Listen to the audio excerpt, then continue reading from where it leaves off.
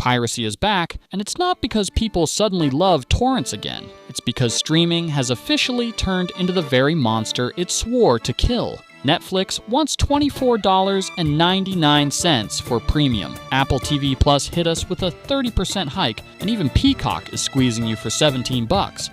Add it all up, and your cheap escape from cable now costs more than cable. So here's the twist. Nobody in the boardroom will admit every time these services jack up prices or wall off shows, piracy traffic spikes by double digits instantly. That's not random, it's rebellion. And if you feel trapped in your own subscription maze, constantly paying more and getting less, you're not alone. Millions are quietly drawing the line. Most households now juggle multiple services, about 4 paid subscriptions on average, and it often feels like more when the one show you want ends up split across platforms. Streaming in 2025 doesn't feel like TV anymore. It feels like work.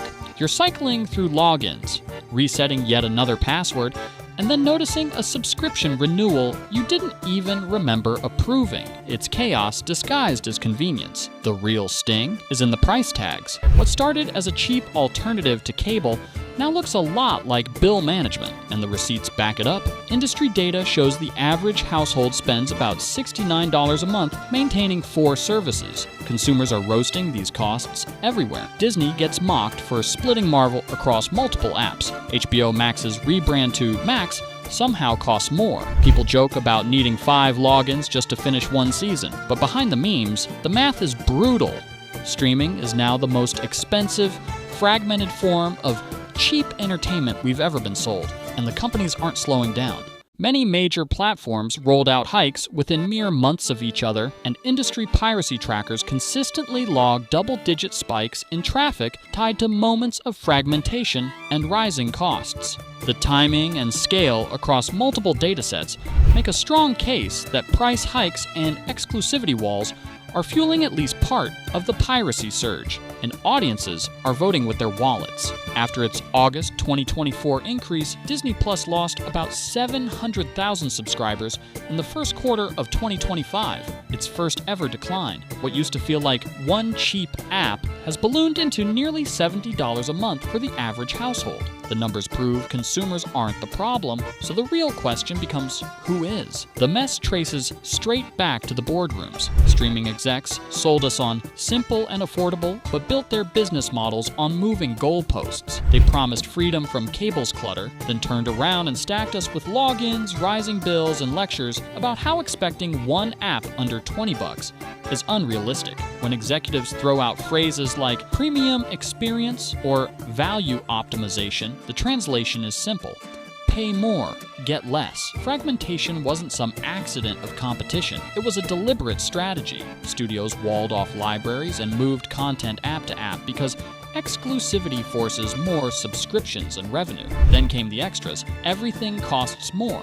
Ad-free, extra screens, 4K, even an $8 fee to add a member after password crackdowns. Services leaned into these levers because they raise per-user revenue, even as subscribers feel squeezed. And when you look at the people living with these bills, the strategies stop feeling abstract. You don't have to dig hard online to see where the breaking point hits. People post their cancellations like digital protest signs. Disney Plus subscribers rage quit after Marvel got sliced across different apps, and Canadian fans went public when Sportsnet hiked its price nearly 30%, sparking entire threads of frustrated hockey viewers canceling in protest. These aren't isolated meltdowns. They're ordinary customers saying, enough. But quitting doesn't mean giving up, it means adapting. People coordinate share economies with password swaps, track free trial calendars, and circle back only when the one show they want drops. Surveys back it up. Nearly 37% of households admit to active password sharing, and subscription hopping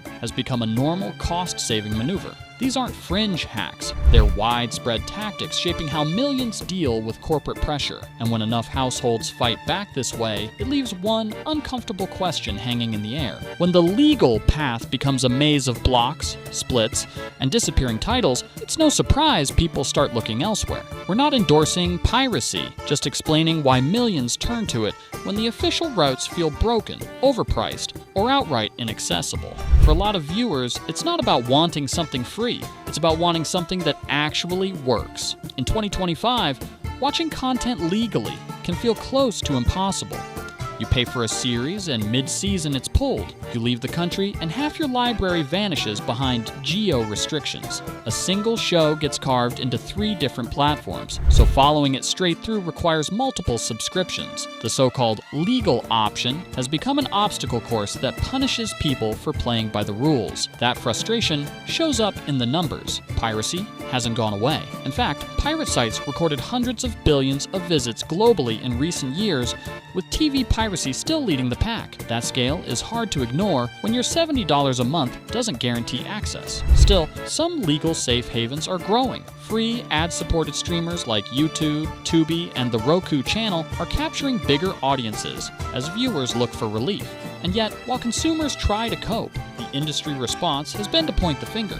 Streaming CEOs love to frame this whole mess as a morality play. Piracy gets called theft or declining values, while their own platforms quietly push through price hikes. Industry trackers consistently report double-digit bumps in piracy traffic around these kinds of hikes, but instead of admitting cause and effect, companies shift the blame back to consumers. Netflix's standard plan has more than doubled since its early days, yet executives frame it as reinvestment, and the password crackdowns only rub salt in. Max rolled out an extra member fee, Disney put its own penalties on the calendar, and families who shared accounts for years now get called freeloaders. It leaves a sour truth. Users are paying more, losing options, and getting scolded for reacting, which makes the bigger picture clear. Consumer pushback isn't about crime, it's about broken promises. At its core, the piracy resurgence isn't a mystery. It's a predictable consumer backlash to streaming that's grown fragmented, expensive, and unstable. People signed on for simple access and fair pricing, but got endless apps,